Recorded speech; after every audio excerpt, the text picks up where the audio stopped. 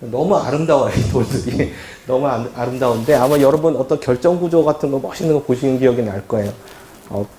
뭐, 꼬마들한테 크리스탈 하면 되게 좋아하죠. 뭐, 게임의 스타크래프트인가? 어디, 뭐, 크리스탈, 뭐, 미네랄 해갖고 나오죠. 그러면 그 생각 하는데, 하나님 만드신 게 너무 아름답고, 물론, 시편 8편 그 성경을 보시면, 그, 하늘, 별들, 달과 별들을 보고서 시편 기자가 너무 아름답다라고 얘기해요. 그러면서 하나님의 그 신성에 대해서 얘기를 하고 있죠. 그래서, 사실 제가 공부한 거에서 저는 굉장히 많이 즐거워요. 그거를 우리가 자연을 안다는 거가 너무나 재밌어요. 그 하나님 만드신 자연이기 때문에 그걸 갖다가 알면 알수록 더 우리가 신비스럽고 인간이 우리가 알 수 있는 게 별로 없구나. 예를 들어서 과학이 발전해서 옛날에 잘 몰랐는데 2개를 알게 되면 모르는 거가 20개가 생기는 거죠. 예를 들어서 조금 안 것 같은데 모르는 게 더 많아지죠. 사실은 점점 우리가 뭐 발전한다고 하지만 물론 아는 지식의 진보가 있지만 얼마나 우리가 모르는지 우리의 무지함에 대해서도 비례해서 더 많이 알게 되는 그런 시대에 온 거 아닌가. 그 다음에 그런 과학자들이 바로 그런 거에 대해서 더 잘 느낄 수 있고 하는 좋은 위치에 있는 거 아닌가. 저는 그렇게 생각을 합니다. 제가 뒷주머니 있어요. 네. 그래서 여기 보시면 좀 전에 말씀드린 것처럼 로마서 1장 20절에도 자연에 하나님의 신성이 나타나 있다고 했습니다. 그래서 사실 이거는 설명할 필요가 없어요. 모든 사람이 다 알고 있어요. 예전에 보면 우리나라도 보면 동네 어귀에 큰 바위 앞에서 막 빌고 달에 대해서 빌고 했거든요. 왜 그러냐면 그 변하지 않는 바위, 어떤 달의 그 신비스러움 그런 걸 봤을 때 하나님의 어떤 어떤 신의 존재를 우리가 인간이 알게 되는 거죠. 네. 그래서 하나님이란 분이 어떤 분인지 구체적으로 모르지만 신에 대한 걸 느끼고 사람들이 아마 여기 신이 있지 않을까, 저 달신에게 믿자, 빌어보자 이런 생각을 하지 않았을까 생각을 합니다. 여기 보시면 여기 별은 말고 태양계만 봐도 얼마나 재밌습니까? 토성은 띠가 있고 지구는 띠가 없고요, 그렇죠? 어떤 데는 기체로 주로 되어 있는 게 있고 어떤 데는 암석으로 되어 있는 것도 있고 각각 다양합니다. 그 각각 하나하나가 너무나 다양해서 근데 그럼 지구는 잘하냐? 제가 지금 지구환경과학부 있는데 지구과학을 하는데 진짜 몰라요. 좀 들어가면 들어갈수록 점점 모르게 되는데 지구도 모르는데 다른 거 어떻게 할까 그런 생각도 드는데 하여간 이 하나님이 만들어 놓으신 이것이 너무나 심스럽다라는 걸 알게 되고요. 그래서 아마 이런 데서 우리가 알 수 있는 게 하나님 영광, 그 다음에 위대함, 하나님의 권위, 지혜, 완벽함을 느끼는 것이 아니겠는가 그런 생각이 듭니다. 그래서 시편 저자는 온 땅이 어찌 그리 아름다운지요 라고 얘기를 했고요. 오히려 어린아이와 젖먹이 입으로 권능을 세웠다는 건 이제 찬양을 한다는 거죠. 하나님을 찬양하게 하셨다라는 말씀까지 하게 됩니다. 그래서 이거는 여러분이 뭐 과학적 지식이 없어도 인간이면 누구나 알 수 있는 것이 아닌가 이런 생각을 듭니다. 특별히 여기 시편 3절, 4절 보면 주의 손가락으로 만드신 하늘과 베풀어 두신 달과 별들을 자기가 보았을 때 이 시편 저자는 뭘 느끼냐면 하나님을 좀 전에 얘기한 신성을 알게 되고 그거와 비교해서 사람이 너무나 초라하다, 별거 아닌 존재라는 걸 알게 됩니다. 그럼에도 불구하고 왜 우리를 생각을 해주신다는 거죠. 생각 정도가 아니죠. 자기 아들을 보내셔서 죽기까지 사랑을 하셨죠. 그게 너무나 놀라운 거죠. 근데 이제 제가 조금 제 전공 얘기를 조금 할 건데, 과학 얘기를 할 건데, 우리가 조금 알아야 될 게 과학은 한계가 있다라는 걸 조금 한번 생각을 해볼 수 있지 않을까 생각하는데요. 과학이라는 거는 이렇게 뭔가 눈에 보이게 아니면 관측을 할 수 있어야 됩니다. 그래서 실험도 하고 뭔가 증명도 되고 그런 것이 굉장히 중요한데 그래서 눈에 안 보이는 거에 대해서는 생각을 안 해요. 근데 분명히 있거든요. 있는데 그걸 무시하고 하는 거죠. 과학이라는 것이.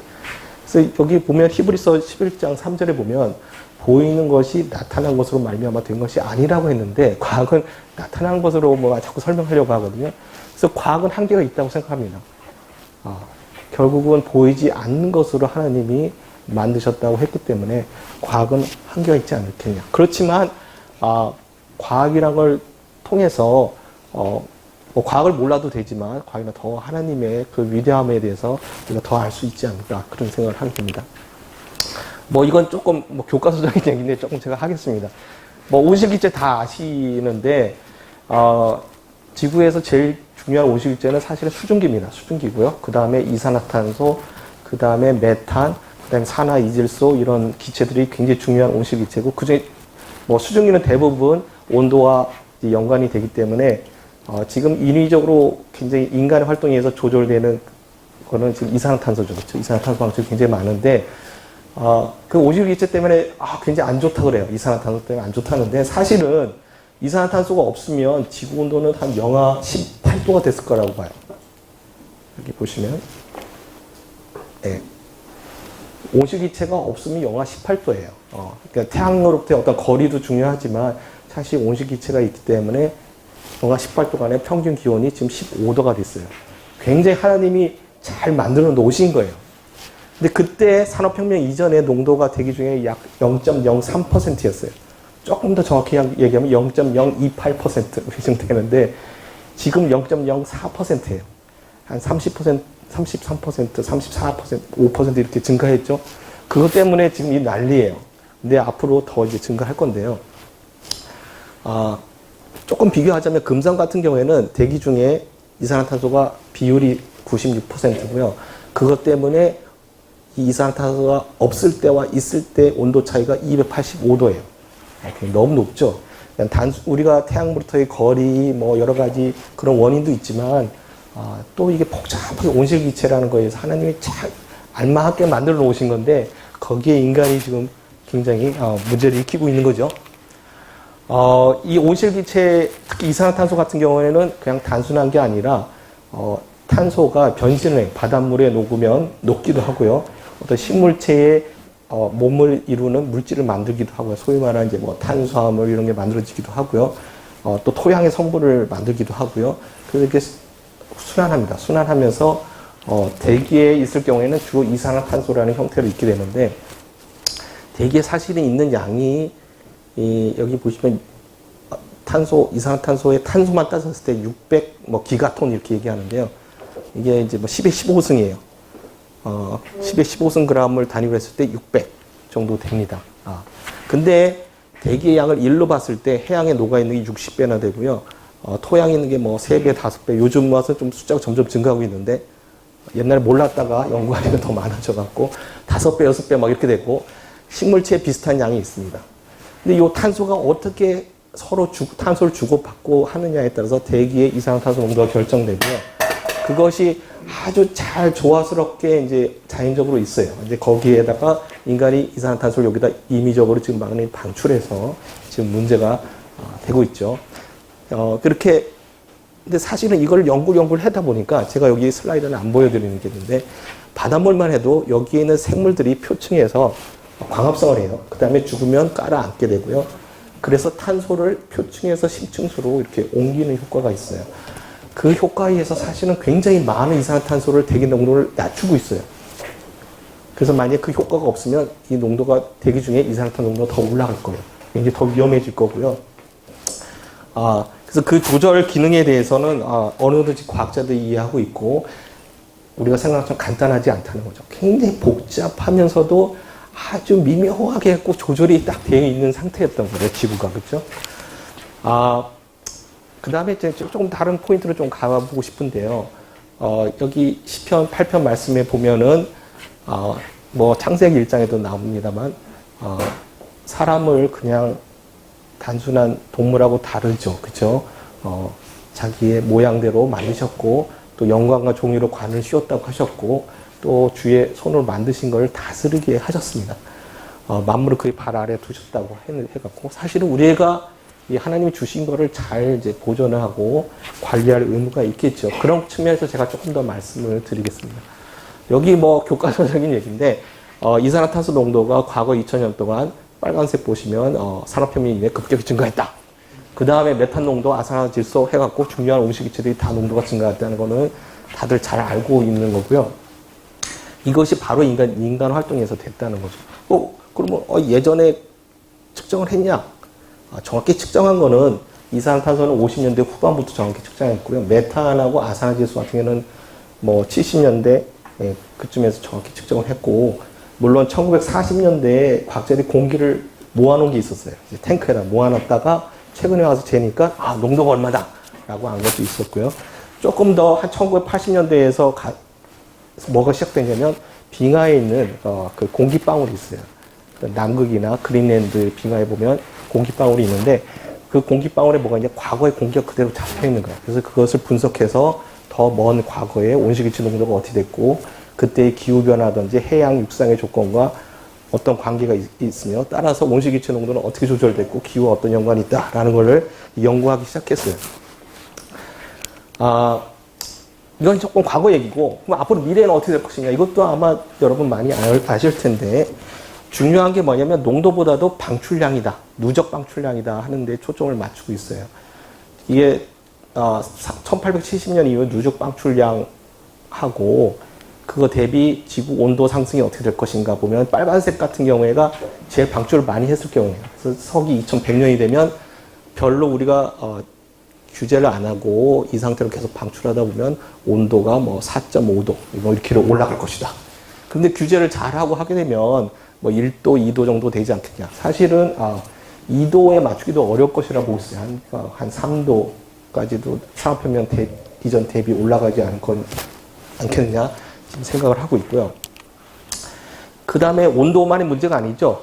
해수면 상승 굉장히 문제가 되고 있죠. 특히 저지대, 방글라데시 이런 유럽 같은 데 저지대 많죠. 미국, 플로리다 뭐 이런 데 그 서해안 특히 인구가 해안지대에 많이 밀접해 있어요. 그래서 이게 굉장히 큰 문제가 되고 있는데 해수면 상승이 지금 1년에 약 한 3mm 정도씩 증가하고 있죠. 그것도 조금 커요. 예. 근데 증가 속도가 예전에는 0.8mm 1년에 1.9mm, 그 다음에 3mm 이상 이렇게 매년 증가하고 있어요.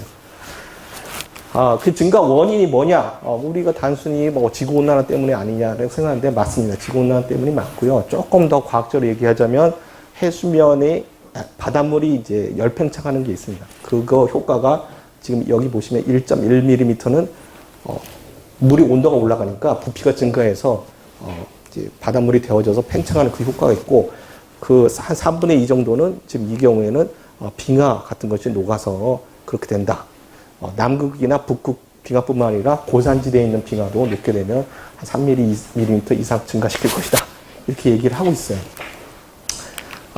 그래서 그럼 서기 2100년 되면 해수면 어떻게 상승할 것이냐? 뭐 시나리오에 따라서 이산화탄소 방출 시나리오에 따라서 어떤 경우 1m까지 상승할 것이다 라고 보고도 있는데 지금 이게 이제 소위 말하는 IPCC 보고서라는 건데 이게 뭐냐면 그 UN 산하의 기후변화에 대해서 각 나라로부터 대표들이 와서 과학자들이 참여해서 보고서를 발간합니다. 2007년도였나요? 요게 이제 5차 보고서고 4차 보고서 나왔을 때인가요? 그때 그 노벨상을 탔죠. 노벨 평화상을 엘고어하고 그것 때문에 굉장히 유명해졌는데 지금 이제 5차 보고서나 이제 6차 보고서가 내년 후년에 나올 것이고 22년도에 나올 거고 저도 지금 거기 참여해서 주저자로 계속 보고서 작성에 참여를 하고 있습니다. 근데 사실은 이거를 믿으면 안 돼요. 이게 왜 그러냐면 이 계산이 단순한 모델에 의해서 돼갖고 실제로 과학적 연구를 해보니까 기온이 상승하면 그냥 단순히 그냥 얼음이 녹는 게 아니라 빙하의 흐름이 달라져요. 그래서 소위 말하는 빙하의 역학적 거동이 굉장히 달라지는데 그 모델이 여기 안 들어가 있어요. 실제 그걸 넣으면은 실제로 더 많이 상승할 수도 있다. 뭐 이런 얘기까지 나오고 있어요. 그러면 여러분이 생각하시기에 그러면 오늘부터 이산화탄소 방출 안 하면 해결될 거 아니냐? 그렇죠? 오늘부터 마음 잡고 이제 회개하고 방출 안 하겠다. 그러면 모든 게 해결될 거 아니냐 이렇게 생각할 수 있는데 여기에서 시뮬레이션 해봤어요. 어떤 거냐? 과학자들이 이게 좀 옛날 자료긴 한데 거의 똑같아요. 서기 2100년도까지 매년 뭐 몇 기가톤을 방출을 하다가 딱 멈췄다라는 가정을 했어요. 그러면 어떻게 되냐? 대기 이산화탄소 농도가 갑자기 다시 줄어갖고 옛날 상태로 가는 게 아니라 처음엔 빨리 줄어들다가 그 다음에 서서히 줄어들어요. 그 다음에 표층 온도는 어떻게 되냐? 감소하는 게 아니라 거의 그대로 유지가 돼요. 수백 년 동안. 금방 안 떨어진다는 거예요. 자, 여기서 이것뿐만 아니라 제일 큰 문제가 해수면 상승이에요. 해수면 상승은 수백 년 동안 계속 이어져서 더 상승할 거라는 거죠. 왜 그렇죠? 이거는 이제 조금, 요걸 먼저 해야 되는데, 뭐냐면, 빙하가 녹는데 시간이 걸려요. 빙하가 아무리 여러분 뭐 라면 끓인다고 냄비에다 물 넣고, 가스레인지 키면 금방 물이 끓나요? 시간이 걸리죠, 그렇죠? 시간이 걸리죠. 빙하가 녹는데도 시간이 걸리고요. 어떤 게 수천 년이 걸려요, 완전히 녹는데. 그래서 사실은 벌써 이 정도 산업혁명 이후에 지금 평균 한 1도 올랐고 한국은 거의 2배죠. 지금 2도 올랐는데 이 정도면 빙하가 훨씬 더 많이 녹았어야 돼요. 근데 시간이 지금 녹아서 빙하가 충분히 녹는데 걸리는 시간이 수천 년인데 그거보다 온도 상승률이 훨씬 더 빨라서 아직 그렇지 시간이 지나면 더 녹을 거란 거죠. 질문 중에 어떤 게 있었냐면 그러면 빙하 녹으면 해수면 얼마나 상승해요? 그런 뭐 질문도 하죠. 그래서 실제로 그 빙하의 부피를 가지고 해수면 상승을 계산을 해보면 여기 보시면 지구의 얼음으로 된 부분에 대해서 이렇게 표로 나타낸 건데 여기 보면 아이쉬시라고 있어요. 이게 대륙빙하인데 그린랜드와 남극에 있는 빙하 얘기인데요. 여기 조금 확대를 하면 여기 보시면 그린랜드 빙하가 녹으면 해수면이 한 7m 올라갈 거로 보여요. 그게 부피로 따지면 바닷물로 보면 그 다음에 남극 오르면 한 57m 합하면 64m 이 정도가 빙하로 해서 해수면 상승이 할 가능성이 있다라는 거죠. 근데 이게 금방 일어나진 않아요. 수천 년이 걸리겠죠. 그러니까 뭐 그렇게 당장 걱정할 일은 아니지만 문제는 벌써 인간이 방출하는 온실이기 때문에 앞으로도 계속해서 상승할 것이고 우리 후대에 가서는 굉장히 큰 심각한 문제를 더 일으킬 것이다 라는 거죠. 그래서 요까지만 조금 약간 사이언스 얘기를 했고 저는 창세기 1장 읽을 때마다 너무 이게 뭔가 이해가 안 돼요. 아무리 읽어도 이해가 안 되는데 제가 뭔가 잘못하고 있는 거예요. 뭐냐면 그걸 자꾸 과학책처럼 읽으면 안 되더라고요. 하나님이 우리에게 성경을 과학책으로 주신 건 아닙니다. 그렇지만 하나님의 그 창조 원칙이라든가 하나님 창조하셨다는 거에 대해서 그 원리라는 그런 거에 대해서는 분명히 말씀을 하고 있습니다. 그래서 그 다음에 주의해야 될 게 과학이 굉장히 가변적이라는 거죠. 그렇죠? 100년 전 과학하고 200년 전 과학이 달라요. 하나님 말씀은 변함이 없잖아요. 그렇죠? 그래서 과학책도 아니고 그거를 우리가 알고 있는 현재 알고 있는 요 지식의 그런 언어로 다 설명해 놓으시지는 않았어요. 만약 그렇게 설명해 놓으셨으면 100년 후에 또 쓸모없는 책이 될지 몰라요. 성경이 그러면. 그렇죠? 그런 걸 우리가 좀 이해를 하고서 봐야 되지 않겠냐. 현대 과학은 문제가 있다. 결국은 제가 아까 말씀드렸다시피 성경 말씀에 보이지 않는 것에서 만드셨다고 했는데 자꾸 과학자들은 뭔가 계측을 하려고 해요. 그 한계가 있다는 걸 조금 생각해 봐야 되지 않을까 생각하고요. 그 다음에 그 어떤 창조 과학회에서 이렇게 뭔가 시나리오를 만든 게 있어요. 그거 굉장히 노력은 뭐 그렇게 할 수 있다는 생각은 드는데 그거를 성경과 동일한 수준으로 보면 굉장히 위험할 수 있다는 생각이 들어요. 그것 또한 인간이 만든 거기 때문에 어떤 과학자의 그 제안한 사람의 자기 지식 수준에서 얘기한 것 때문에 틀릴 수도 있어요. 성경하고 같은 수준으로 보면 안 되고요. 그냥 참고하는 정도로만 보시면 어떨까 그런 생각을 합니다. 사실은 제가 창조과학회에서 주장하는 많은 것들이 사실은 오류로 많이 드러났어요. 그 다음에 진화론이 그건 이론이죠, 그렇죠? 완전히 증명된 게 아니죠. 그래서 이거를 하나의 어떤 무슨 법칙처럼 생각하고 그러면 안 될 것 같아요. 그래서 그렇지만은 과학이란 건 체계가 있어야 되기 때문에 어떤 체계 틀 안에서 그걸 보려고 해요. 어떤 소위 말하는 패러다임이 있거든요. 그래서 현재 과학이 그런 진화론의 패러다임에서 됐다는 건 부정할 수가 없어요. 그건 인간이 만들어낸 거예요.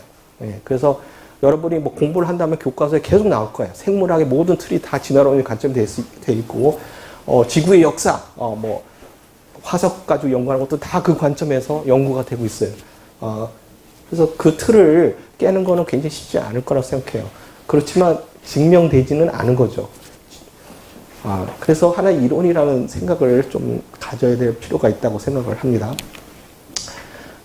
지구 나이 6,000년인가? 6,000년이 성경적인가? 제가 뭐 빙하 얘기했는데 제가 한 2주 전에 일본에 가서 저희 학생들하고 같이 남극 빙하시를 분석하고 왔는데 연령이 한 40만 년 나왔어요. 그러면 벌써 제가 40만 년 얘기하면 이거 저 형제님 뭐야 또 사이비 아니야 이렇게 하실지 모르겠는데 조금 제가 말씀을 드리고 싶은 거는 아까 다른 이제 형제님께서 말씀도 하셨지만 창세기 1장 2절에 보면은 그 하나님의 신은 수면 위에 운행하셨다 그러잖아요. 물이 있었어요. 그 다음에 땅을 만드는 그 암석은 언제 만들었다는 설명이 없어요. 창세기에. 그냥 물하고 땅을 드러내게 구분해 놓으셨거든요. 저는 지질학을 했기 때문에 암석을 했기 때문에 암석 언제 만드셨지? 창세기 열심히 읽어도 없어요. 사실 그러니까 성경이 그걸 다 설명해 놓은 게 아니에요. 그러실 필요도 없고 하나님이. 그래서 물론 이제 6일 일주일 동안 창조하시고 난 다음에 인간을 창조하시고 난 다음에 이렇게 족보를 따져보면 한 6천 년은 되겠지만 그 이전의 여러 가지 거에 대해서 다 자세하게 우리가 기대하는 대로 그렇게 설명하는 건 아니기 때문에 좀 우리가 생각해 볼 필요가 있다라는 거죠. 어떤 경우에는 이제 그 진화라는 그 과정을 통해서 하나님 창조하시지 않았을까라는 관점도 있는데 그것도 보면 사실은 순서가 지질학에서 말하는 거랑 좀 달라요. 그래서 어떻게 생각해도 이 부합되는 게 없어요. 그래서 성경을 또 뭐 문자적으로 볼 것이냐 아니면 그거를 어떤 비유로 볼 것이냐 어떤 틀에서 볼 것이냐에 따라 좀 다를 수 있겠지만 확실한 거가 있고 좀 불확실한 거가 있으면 좀 우리가 구분해서 성경에서 분명히 말씀하신 거는 하나님 창조하셨다. 그렇죠? 인간을 하나님의 형상대로 만드셨다. 이건 너무나 분명한 거죠. 그렇죠? 그런 기본적인 진리가 바뀌지는 않아요. 그렇지만 그 디테일한 거에 있어서 성경에서 분명히 얘기해 주지 않는 거에 대해서는 좀 우리가 포용력을 가지고 볼 필요가 있지 않을까. 저는 그런 생각을 합니다.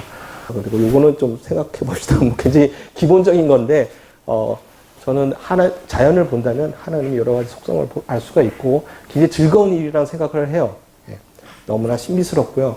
그 다음에, 그럼에도 불구하고 그런 하나님께서, 그 위대한 하나님께서 우리 인간을 특별히 생각하셨다는 거죠. 특별히 생각하셨다는 거고, 특히 예수님을 통해서 자기 아들을 희생하기까지 하신 사랑이 얼마나 중요한 것인가 우리가 생각해 볼 수도 있고요.